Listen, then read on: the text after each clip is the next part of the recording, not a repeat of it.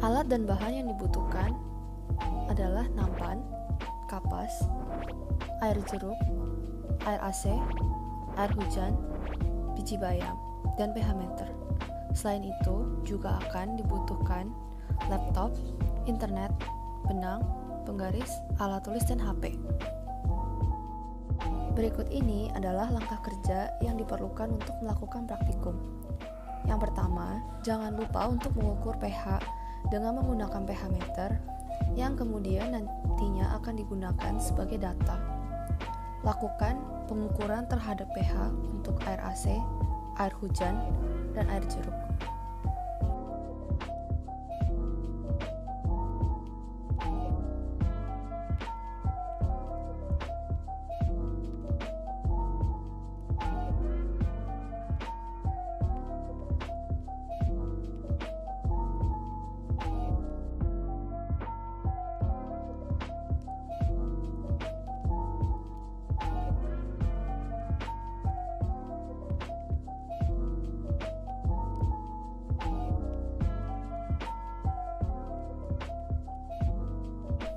Jangan lupa untuk mencatat pH yang didapatkan oleh pH meter.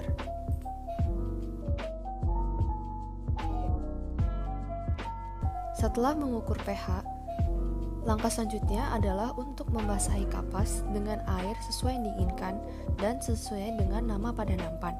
Misalnya, nampan dengan kapas yang bernama air hujan akan dibasahi dengan air hujan.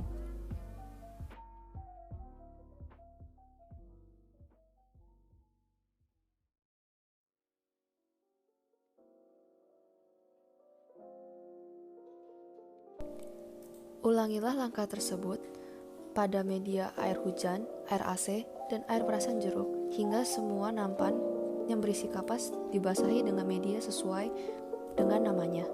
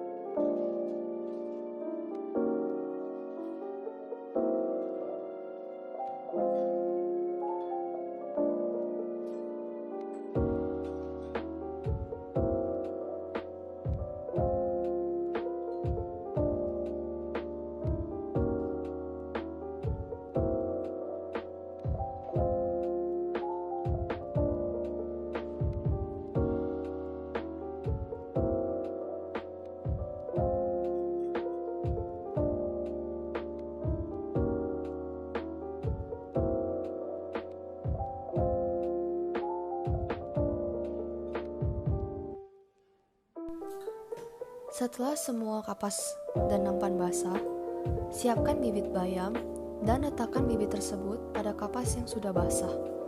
Satu kapas akan diisi sekitar 2 hingga 3 bibit bayam.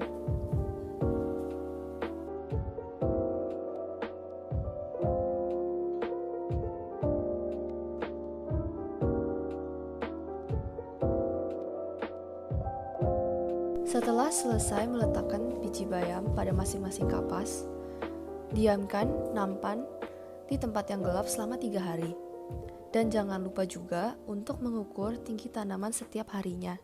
Amati perubahannya dan pH media yang digunakan untuk menyiram tanaman.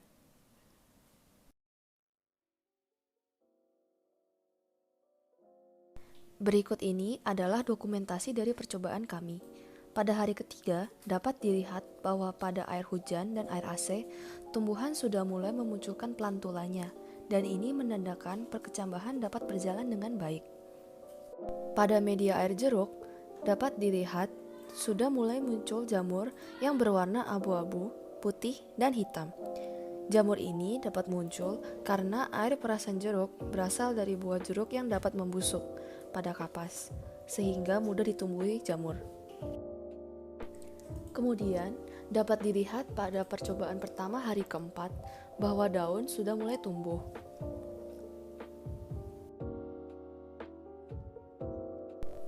Pada percobaan pertama hari ke-6, tanaman tersebut mati yang disebabkan oleh beberapa faktor alam seperti hujan dan angin, yang dari hal tersebut merupakan variabel tak terkontrol dalam percobaan ini, sehingga dilakukannya percobaan kedua.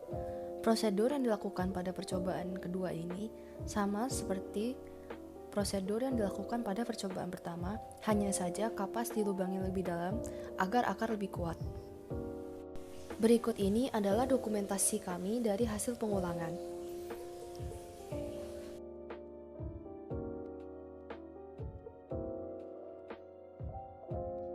Pada hari ke-7 dan hari 8 pengulangan, dapat dilihat bahwa tumbuhan sudah mulai tumbuh miring yang dikarenakan gerakannya seakan-akan mengikuti arah cahaya. Namun sebenarnya hal ini dipengaruhi oleh hormon auksin. Pada percobaan media dengan air rinso, dari awal sampai akhir dapat dilihat tidak terjadinya perubahan apapun. Berikut adalah metode pengambilan data yang dilakukan oleh kelompok kami. Pengukuran pH dapat dilakukan seperti ini. Pertama, jangan lupa bilas pH dengan air distilasi atau dapat digunakan air AC, supaya pengukuran pH menjadi lebih akurat. Lalu, tunggu selama beberapa detik hingga pengukuran pH sudah stabil, lalu catatlah data tersebut.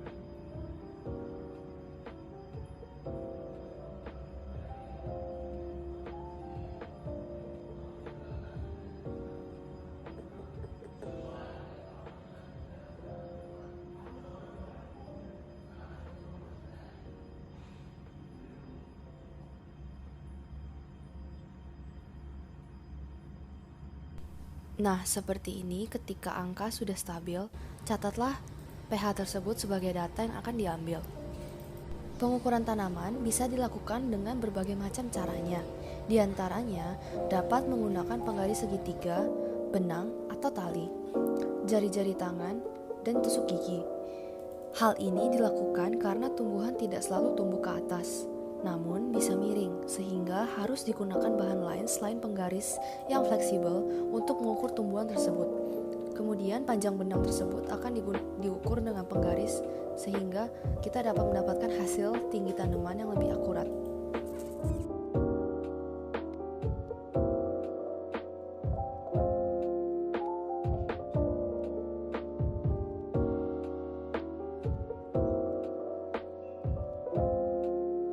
Pada pengamatan morfologi hari ke-10, dapat dilihat bahwa ada satu kecambah yang sudah memiliki 2 daun.